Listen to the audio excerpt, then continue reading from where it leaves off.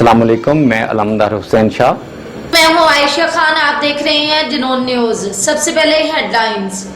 मंडी Bahauddin additional deputy commissioner general Mohammad Shafiq ने धान की पैदावार में इजाफे के कौमी मनसूबे और धान की बाकियात को ज़रूरी मशीनरी व आलात से महफूज तरीके से ठिकाने लगाने के हवाले से कुरा अंदाजी के ज़रिए किसानों में ज़रूरी आलात व मशीनरी तकसीम करने की तकरीब से खिताब करते हुए कहा कि वज़ीर आज़म पाकिस्तान इमरान खान के विज़न के तहत ज़रूरी पैदावार में इजाफे के लिए किसानों को जदीद मशीनी काश्त की न सिर्फ तरगीब दी जा रही है बल्कि अमली तौर पर काश्तकारों में ज़रूरी आलात व दीगर मनसूबों पर अरबों रुपए खर्च कर रही है।